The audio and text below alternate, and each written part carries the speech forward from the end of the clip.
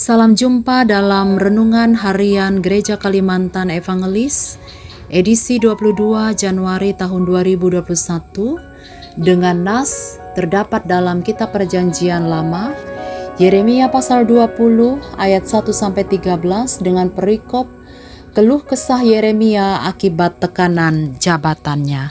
Kita berdoa sebelum mendengarkan renungan ini.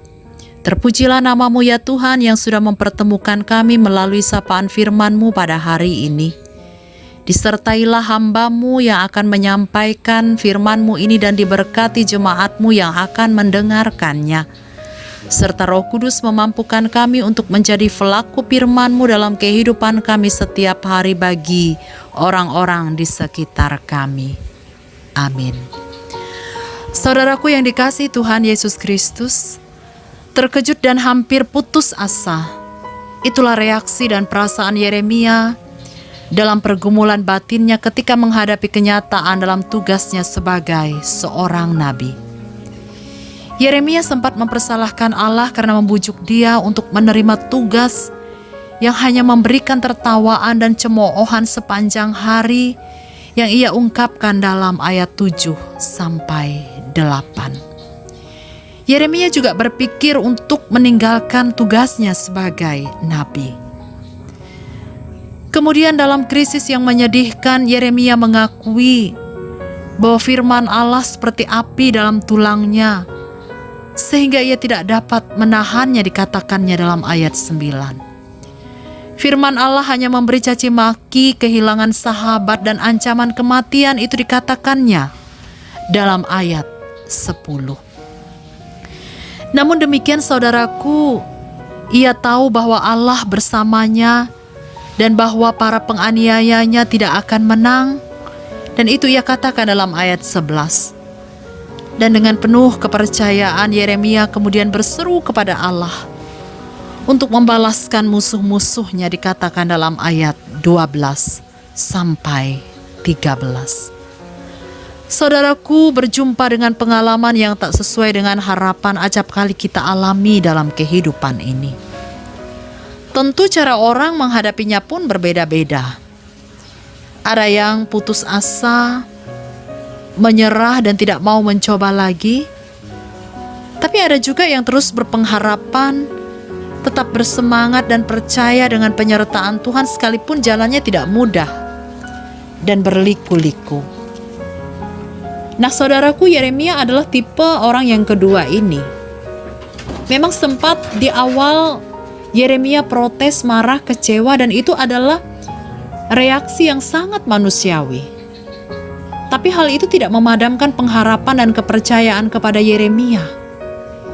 Ia tetap mengambil dan setia kepada panggilannya sebab ia mengakui bahwa keberanian yang ada di dalam dirinya, kesanggupan yang ia alami itu bukan dari dirinya sendiri, tetapi semua itu semata-mata karena pertolongan Allah. Oleh sebab itu, Yeremia tetap maju dan mengambil serta menjawab tugas panggilannya ini.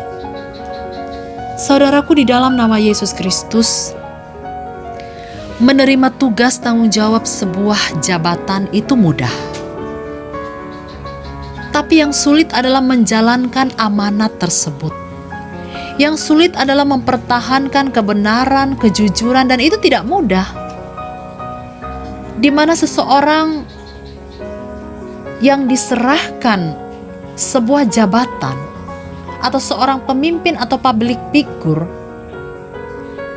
yang berusaha, berupaya melakukan yang terbaik.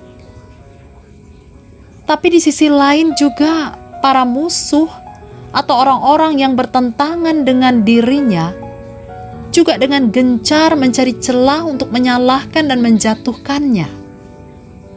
Oleh karena itu saudaraku, jangan heran jika pemimpin-pemimpin yang berjuang mempertahankan kebenaran, kejujuran, tidak kompromi dengan kecurangan, akan banyak mendapat tantangan. Sekaligus juga akan banyak musuh-musuhnya yang ingin menjatuhkannya.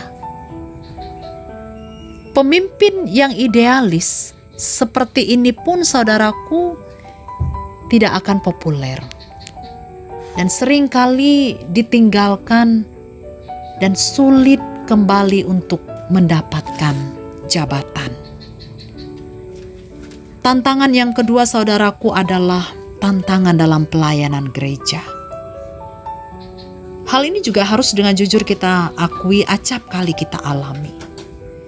Di mana kita sebagai pelayan gereja sudah berjuang, berupaya yang terbaik, melayani jemaat dengan baik. Tetapi selalu saja ada kekurangan, di mana oknum-oknum mencari celah untuk menjatuhkan dengan melihat kurang ini, kurang itu, tidak tahu masalah asal bicara, yang melemahkan semangat, yang menyakitkan hati, dan tidak sedikit ada oknum-oknum yang merasa sakit hati dan tidak mau melayani lagi. Ini juga merupakan tantangan bagi kita. Lalu pengalaman yang juga kita hadapi saat ini, sekalipun pergumulan yang berbeda dengan Yeremia, adalah pandemi COVID-19, kecelakaan pesawat, bencana alam di mana-mana, termasuk juga yang dialami di Kalimantan Selatan, secara khusus di kota Banjarmasin ini, adalah hal yang tak terduga. Belum lagi pergumulan kehidupan masing-masing dan beragam tantangan yang kita hadapi. Semua ini saudaraku, musuh-musuh yang dalam tanda petik siap membunuh kita, yang melemahkan semangat kita, yang bisa membuat kita mundur dari hadapan Allah, protes kepada Allah, marah, kecewa, dan meninggalkan Allah.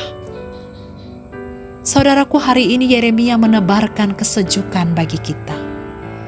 Ia membagikan pengalaman imannya kepada kita untuk tetap terus berpengharapan, sabar, tabah.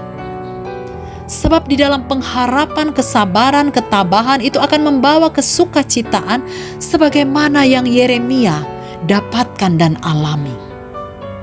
Yeremia mau katakan kepada kita bahwa Allah akan menjaga kita sebagaimana Allah menjaga Yeremia terhadap yang jahat dan menolong dalam berbagai tantangan kehidupan. Saudaraku, Yeremia menguatkan kita melalui perkataannya, sebagaimana ia katakan dalam ayat yang ke-11, yang berbunyi demikian: "Tetapi Tuhan menyertai aku seperti pahlawan yang gagah. Sebab itu orang-orang yang mengejar aku akan tersandung jatuh, dan mereka tidak dapat berbuat apa-apa. Mereka akan menjadi malu sekali, sebab mereka tidak berhasil. Suatu noda yang selama-lamanya tidak terlupakan." Saudaraku, di dalam nama Yesus Kristus, baiklah kita tetap setia melakukan kebenaran dan kebaikan. Jangan pernah takut selama kita di jalur yang benar. Tuhan akan menolong kita sekalipun tantangan dan kesulitan bagaimanapun juga banyaknya menerpa hidup kita. Jangan pernah menyerah. Tetaplah setia seperti Yeremia dan alami kebaikan Allah.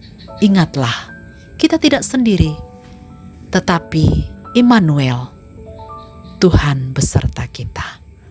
Amin.